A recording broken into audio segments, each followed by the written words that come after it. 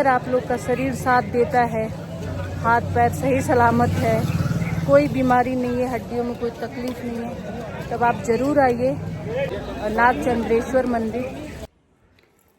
Hello है सभी को, आप लोग कैसे हैं? मैं तो बहुत अच्छी हूँ। तो आप लोग का स्वागत है मेरे यूट्यूब चैनल अंकिता द्विवेदी हुनर मेरा नज़रिया आपका में। तो जैसा आप सबको पता है, सावन का पावन महीना चल रहा है, तो मैं भी पूरा हरे हरे रंग में रंग चुकी हूँ, बाबा के रंग में रंग चुकी हूँ। तो चलिए आज चलते हैं दर्शन करने, और चल के मैं बताती हूँ कि कहाँ गई हूँ दर्शन करने। तो हम पहुँच गए हैं हमारे जगह पे जहाँ हमको दर्शन करने आना था, और रात का समय है, काफ़ी शांति है इस समय।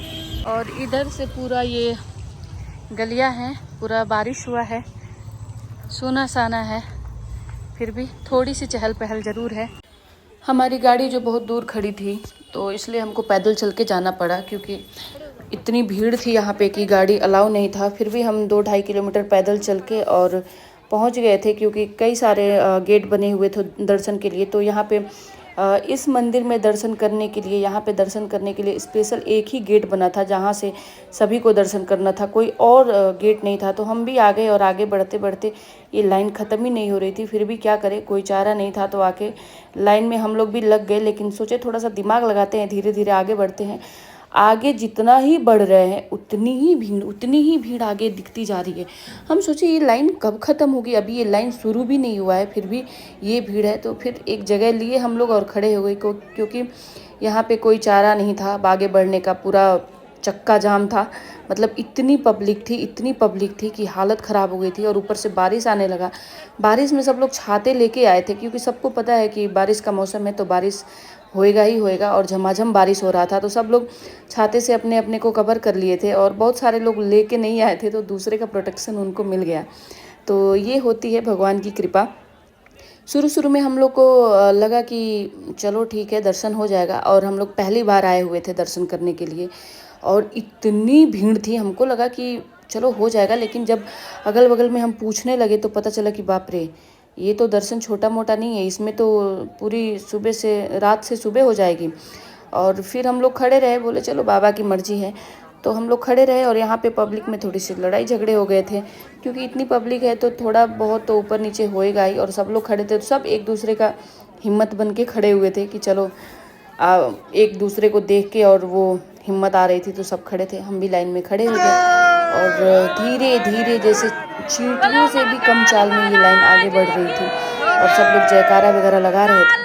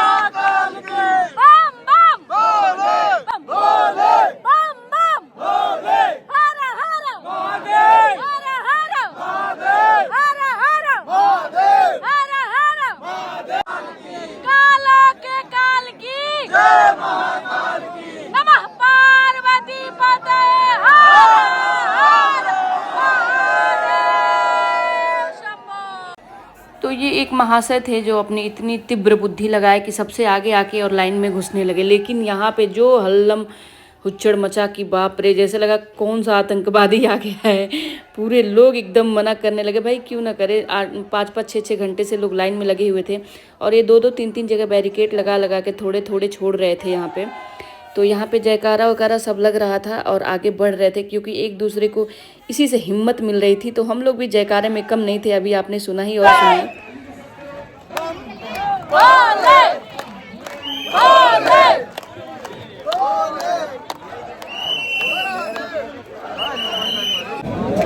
10:30 बजे से लाइन में लगे। क्या टाइम हो रहा है अभी क्या टाइम हो रहा है?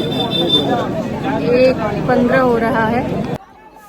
लगभग 4-5 घंटे की लाइन के बाद हम धीरे धीरे आगे बढ़ रहे थे, और हम आज दर्शन करने वाले थे नागचंद्रेश्वर मंदिर उज्जैन महाकाल। जी हाँ, आज बाबा के प्रांगण में हम जाने वाले थे और अब देखिए अब हम बाबा के प्रांगण में प्रवेश कर चुके हैं और यहाँ से पूरा बैरिकेड करके अब एक एक लोगों को भेजा जा रहा है, इसीलिए लंबी लाइन लगी थी।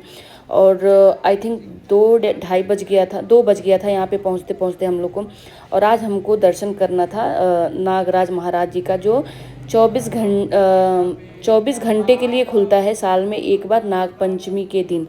और ये बाबा का शिखर है, आप लोग दर्शन करिए और कमेंट में जय श्री महाकाल लिखिए। और देखिए उधर बगल में लोग जा रहे हैं ऊपर दर्शन करने के लिए। ये बाबा के सबसे ऊपरी तल पे दर्शन होता है, सबसे नीचे गर्भगृह में बाबा महाकाल जी विराजमान है और उसके ऊपरी तल पे जो नॉर्मल वाला तल है उसमें सब लोग ओमकारेश्वर जी का दर्शन करते हैं।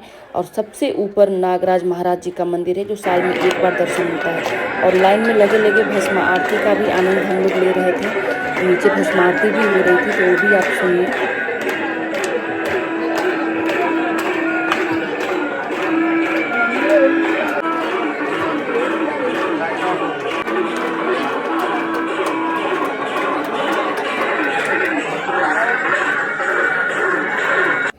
तो यहाँ पे क्या है कि बाबा का जो डेली का रूटीन है उसमें कोई कमी नहीं होती है। और नीचे भस्म आरती हो रही थी और ऊपर नागराज का दर्शन हो रहा था, ये बहुत ही अद्भुत है।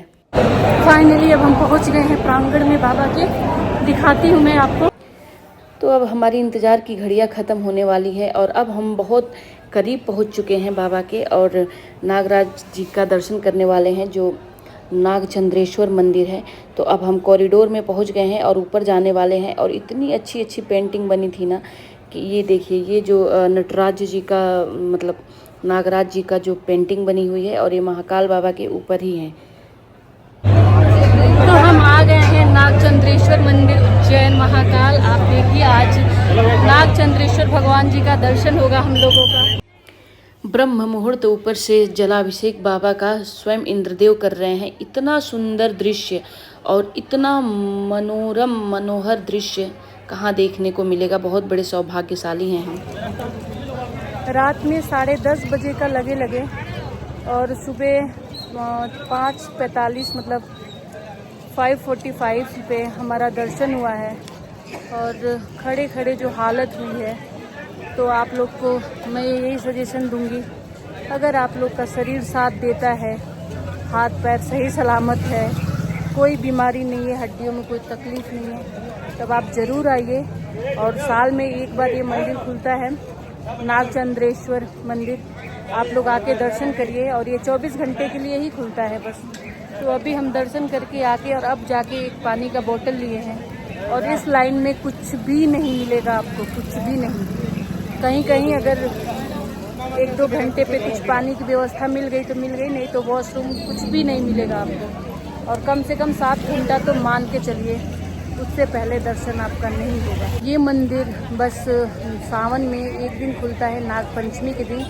और ये जस्ट बाबा के गर्भगृह के ऊपर ही है नागचंद्रेश्वर मंदिर। और अब हम लोग सुबह को बैठे हैं यहाँ पे, सबकी हालत ख़राब हो गई है और ये लोग दर्शन कर करके जा रहे हैं।